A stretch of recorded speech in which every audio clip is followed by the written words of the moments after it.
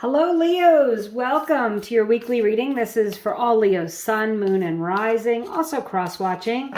Check other areas of your chart if you need further clarification.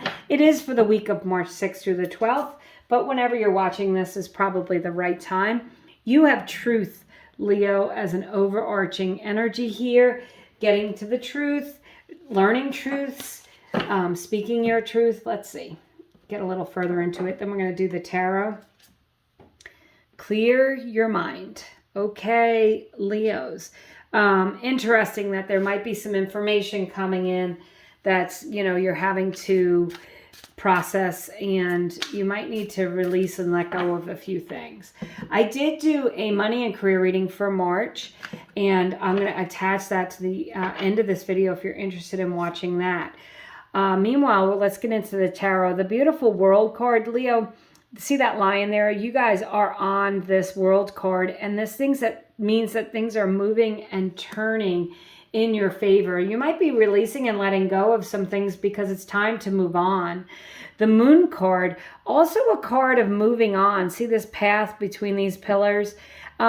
Feeling very intuitive, paying attention to your dreams, signs, synchronicities with the Moon card. It's also a card of Pisces, Leos. Don't allow your fears or imaginings to get the better of you. Clearing your mind. I like with the clearing your mind and the Moon card is really, to me, tapping into your intuition. Beautiful. The Ten of Cups. The world is yours here. The Ten of Cups is that rainbow after a storm. It's a card of recovery. It's a card of feeling wonderful. A lot of abundant joy, happiness, love coming in, Leos.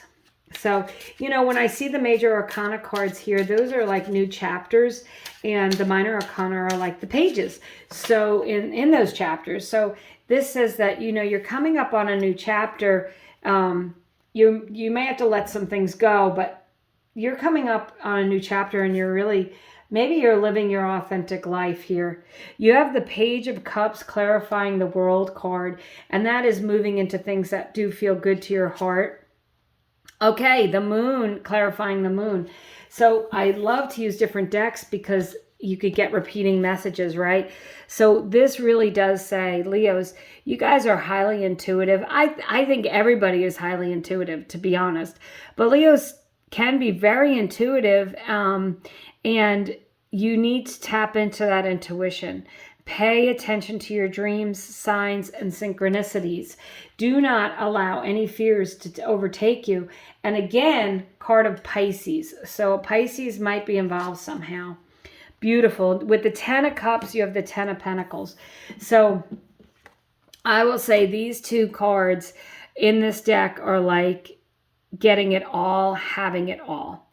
Having stability, happiness, joy, financial stability. Some of you may be buying a home, getting married, leveling up in your relationship. This is just sheer abundance here. And you're feeling so good about it.